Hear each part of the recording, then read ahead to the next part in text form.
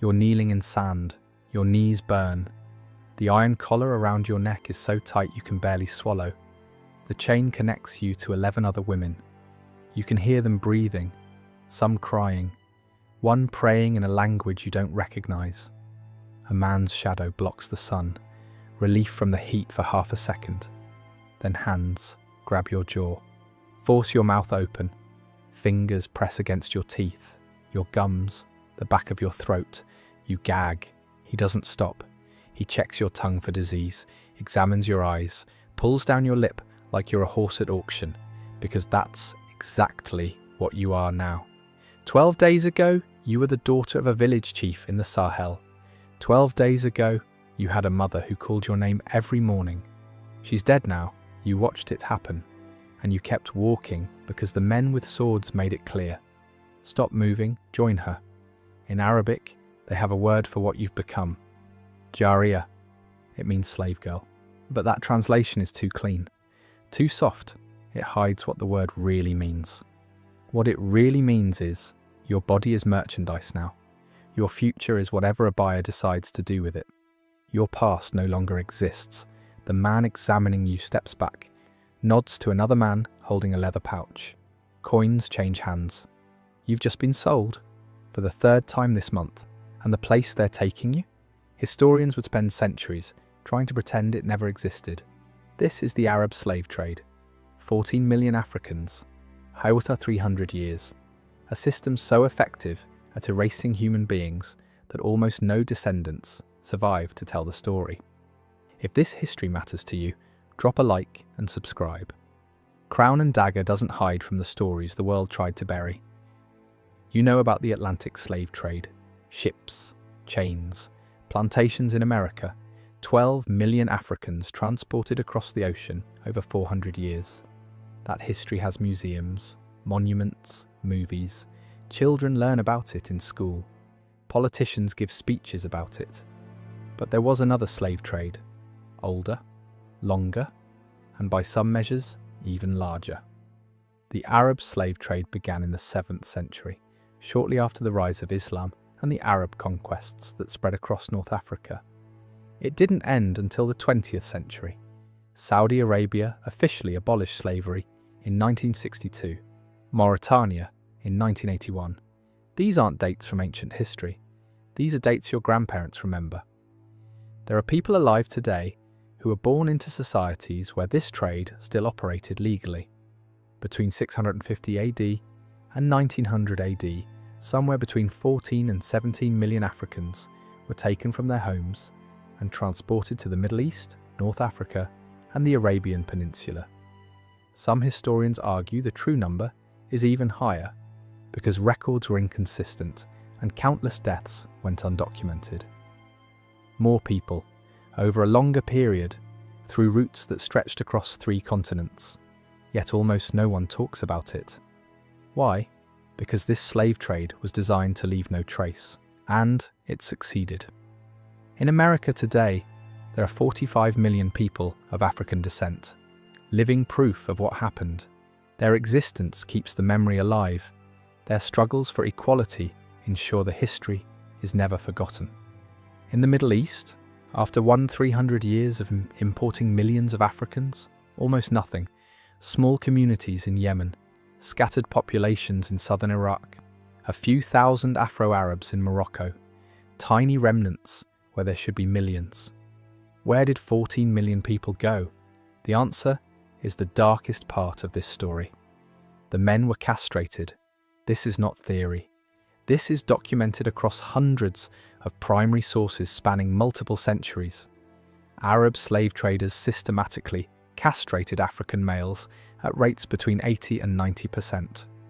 The procedure was performed at specific points along the trade routes. Egyptian monasteries became notorious for it. Coptic Christian monks developed techniques that slightly improved survival rates. Slightly. For every man who survived castration, somewhere between 3 and 5 died from blood loss, infection, or shock. Some sources suggest even higher mortality. Think about that math. If a trader needed 100 living eunuchs to sell at market, he might start with 400 or 500 men. The rest died screaming in the sand. The economics were brutal but logical. Castrated slaves couldn't reproduce, couldn't form families, couldn't create communities that might grow strong enough to resist, couldn't leave descendants who might one day demand freedom. They worked, they aged, they died, and they were replaced with fresh captives from the next raid. Generation after generation, for 1,300 years. But the women served a different function entirely.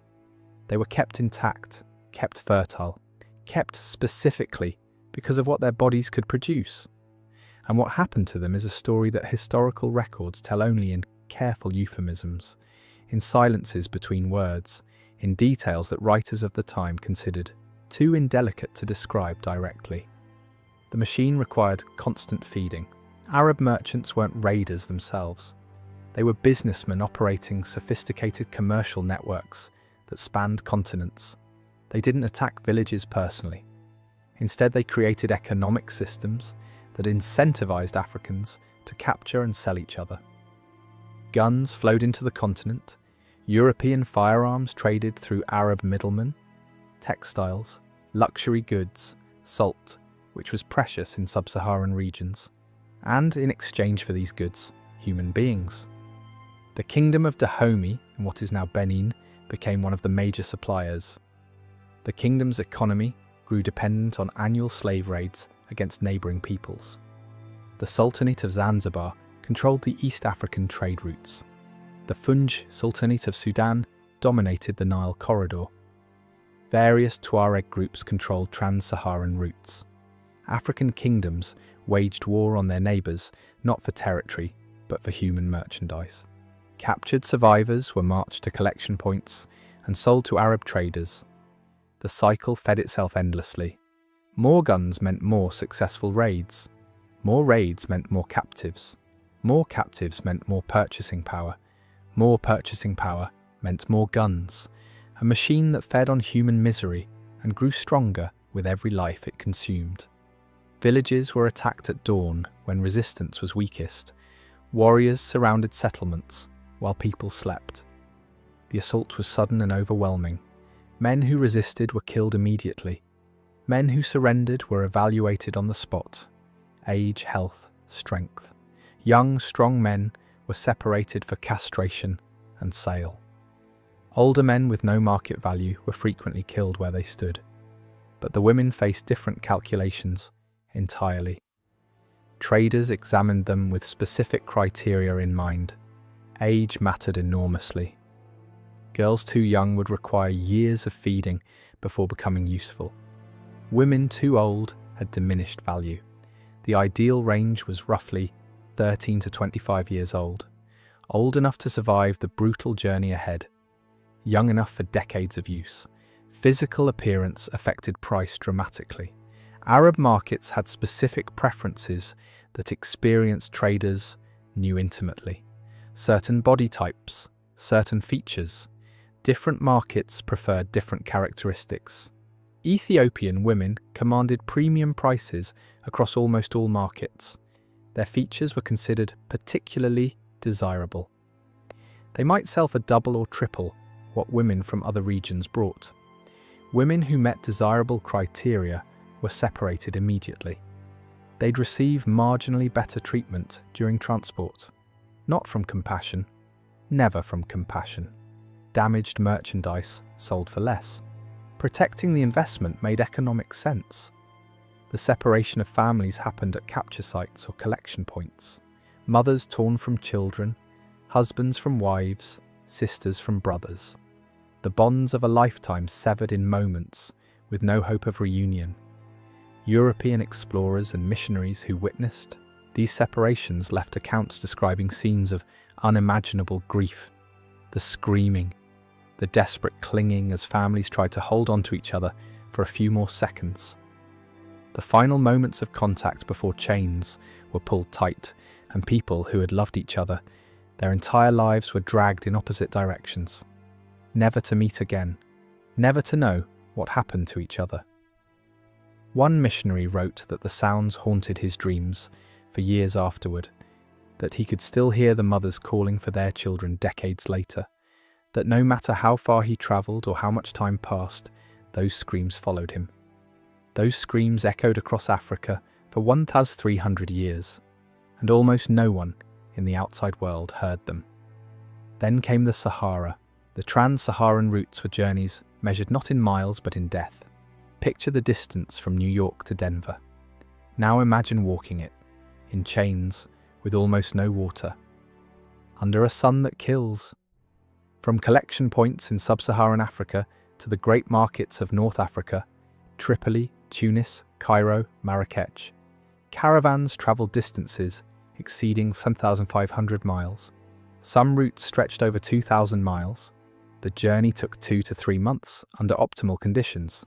Conditions were never optimal. The Sahara is the largest hot desert on Earth. Daytime temperatures regularly exceed 120 degrees Fahrenheit. The sand becomes so hot it blisters skin on contact. Shade doesn't exist for hundreds of miles. Then night falls and the temperature plummets. The same desert that broiled you during the day can drop below freezing after dark. The temperature swing alone killed countless people. Water was the most precious resource, and it was rationed with brutal calculation. Camels needed water to survive. Camels were expensive. Camels were essential for carrying goods. Slaves were cheaper than camels. Slaves were replaceable. So slaves received whatever water remained after the animals drank. Lips cracking until they bled. Tongues swelling. The maddening knowledge that there was nothing to drink and hundreds of miles of burning sand still ahead. Food was minimal. Dried dates, sometimes meat, enough calories to keep legs moving. Never enough to maintain health over months of walking. The mortality rates were catastrophic. Historians estimate that 20 to 30% of slaves died during Saharan crossings. Some caravans lost half their human cargo. There are accounts of caravans arriving with more than 60% losses. Those who collapsed were left where they fell. Stopping to bury bodies would slow the caravan. Stopping to help the dying might mean losing the living. The economics didn't support compassion. People were abandoned alive, too weak to walk further, left sitting in the sand as the caravan moved on, waiting to die, so the routes became marked by bones. Heinrich Barth, a German explorer who crossed the Sahara in the 1850s, documented what he witnessed. The road was literally strewn with Aouni skeletons. In some valleys, the bones were so numerous that one could hardly avoid stepping on them. Skulls bleached white by the sun, rib cages half buried in drifting sand. These weren't ancient remains, they were recent, fresh additions to trails that had been accumulating bodies for over 1,000 years. René Caillier documented similar horrors on western routes. He described valleys that appeared white from a distance, not from sand but from accumulated bones. Gustav Nachtigall wrote of passing through regions where skulls and bones gave the sand an almost pavement-like quality underfoot. Hundreds of thousands of people, perhaps millions over 13 centuries. Their remains scattered across the world's largest desert, marking the paths that swallowed them, silent testimony to a trade the world chose to ignore. For the women who survived, who somehow endured the heat and cold and thirst and starvation, arrival at a North African port meant only that the immediate dying had stopped, but survival came at a cost. Many arrived broken in ways that didn't show on the surface. Their bodies had made the journey, their spirits had not. Their ordeal wasn't over, it was transforming into something else. The slave markets of the Arab world were ancient institutions, refined over centuries into operations of terrifying efficiency. Cairo's market had operated continuously for over 1,000 years by the time European observers began documenting it. Generation after generation of traders had refined the practices, the pricing, the techniques of evaluation. Buyers came from across the Islamic world and beyond. Ottoman nobles from Constantinople, Persian merchants from Isfahan, wealthy Arabs from Damascus and Baghdad, traders from the Gulf states seeking domestic servants, Even European buyers, despite official prohibitions, found ways to participate. The markets were organised by category: common labourers in one section, skilled workers in another, domestic servants in a third, and behind screens, in the most exclusive areas, the women intended for private sale. The examination process was systematic and thorough. Teeth first. Dental health indicated age and condition. Experienced buyers could estimate remaining years of useful life from teeth alone. Then skin, examined for disease, scars, imperfections. Hair checked for texture and length. Then the rest. Buyers paying premium prices demanded thorough evaluation. The examinations were intimate, invasive, conducted with the detachment a butcher might show when evaluating livestock. European travellers left accounts so graphic, their publishers often censored them. One British observer in the 1830s wrote, "The women are made to walk, to turn, to display themselves in ways that cannot be described in polite company. The buyers examine them as a horseman examines a mare, with identical cold calculation and complete absence of human feeling." Prices varied based on origin, appearance, and intended use. Common women sold for modest sums. Women with desirable features brought significantly more. Young virgins from preferred backgrounds could sell for the equivalent of several years' wages. The highest prices were paid privately, by agents representing the wealthiest households. Zanzibar became the largest slave market in the Indian Ocean world. At its peak, 50,000 slaves passed through annually. The island's entire economy revolved around human merchandise. David Livingstone witnessed the trade firsthand. His accounts helped galvanize British abolition efforts. What he saw changed him forever. He wrote, "To overdraw its evils is simply impossible. The subject does not admit of exaggeration. The sights I have seen are so revolting that I always strive to drive them from memory." The market operated openly until 1873, when British pressure finally forced its closure. The Sultan signed a treaty. The auctions officially ended, but the trade continued underground for decades afterward. Ships sailed at night. Transactions happened in hidden locations. The demand was too strong, the profits too large. Where there is demand, supply finds a way. Where did these women go after they were sold?